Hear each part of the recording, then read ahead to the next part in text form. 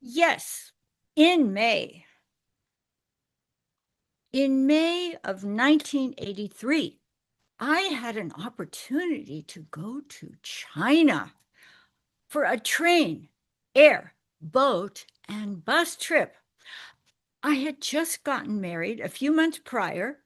My 6'3" husband and I were going to use a 3-week healthcare in China educational program as our honeymoon. Doesn't that sound like fun? We flew into Shanghai and spent a few days sightseeing. Our first morning there, the sun was bright and shining at 4:30 in the morning. We got up, went for a walk to experience the local color.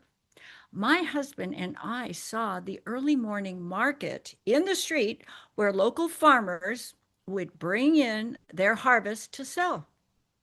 Their economy required each farmer to bring in as many pounds as was assigned to them to support the rest of the population. Anything that they harvested over the quota could be sold at these markets for their own income. Even at that very early time in the morning, bright as day and sunlight all over the place, hundreds of Chinese were out and walking about around in large groups. They loved to be together. It was almost like a sea of brunettes that were out there covering the streets like a carpet. All of them were over a foot shorter than my husband and I. Our height was such a novelty to them. They had come over to look at us as though we were uncaged animal specimens in a zoo. We had learned a little Chinese prior to our trip, and they were quite impressed that we could speak their language. We kept them laughing with our faulty pronunciations, but at least they could understand what we meant. After breakfast, we visited a city tailor where the men in our group were measured for tailor made suits. They were to come back the next day to measure for a fitting, and the day after that, the suit would be completely ready to take home. These suits were of hand sewn silk and cost about 80 US dollars. Their fit and workmanship were exquisite. One of our educational experiences was watching acupuncture anesthesia for thyroid surgery. We were in a specialized balcony over the operating table and waving to the smiling patient below, fully conscious.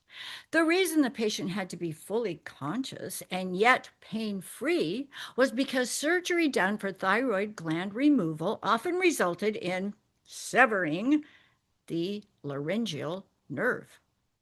If that happened, they could no longer speak with a voice. They pretty much had to whisper for the rest of their life. Coincidentally, one of the women in our group had had thyroid surgery in the United States before our trip. Her laryngeal nerve had been severed during surgery, and she whispered daily ever since.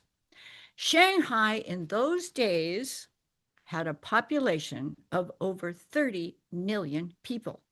In those days, China was recognized as having had at least 25% of the world's population in their country. Their country was about the same size as our US country. But can you imagine having something like 1.25 billion people? Our country currently only has like 300, at that time, our country had 300 million. China was at 1.25 billion. So the next city of interest was Nanjing. That is where we visited the Nanjing School of Medicine and Pharmacy. Many members of our group were nurses, pharmacists, or doctors. It was interesting to learn Chinese medical practices through an interpreter. Their national policy was to simply reproduce the medications that we had available without honoring our U.S. our patent rights. They were not honoring our patent rights. The Chinese were especially adept at reformulating their version of our prescription drugs.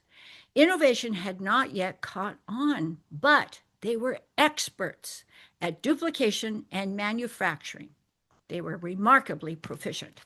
In those years, China had just begun opening their country to tourists. They were madly constructing hotels, roadways for intended visitor income generation.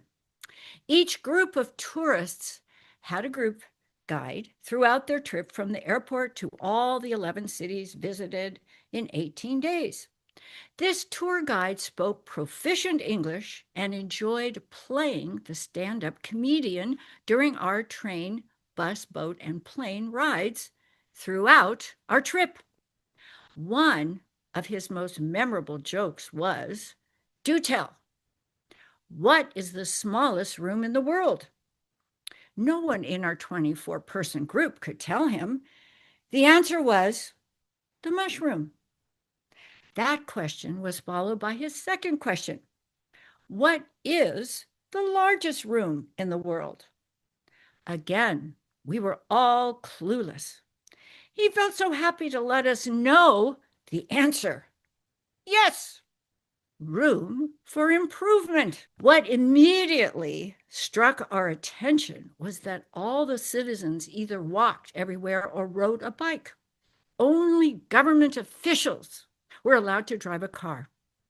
When we bust by a factory, their version of a corporate business, hundreds of standard black bicycles would be parked like sardines in the parking lot.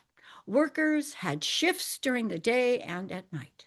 When they got off work, they would simply take one of the black bikes that looked like all the other black bikes that were parked there and rode home. No one claimed ownership of any of the bicycles. They just got recycled from day to night use, night to day use. Now, this is all I have time to tell you about today. Stay tuned for my next speaking opportunity. I will fill you in on what I never thought possible from the most intriguing railroad, airboat, and bus trip. Till next time, Shay Shay.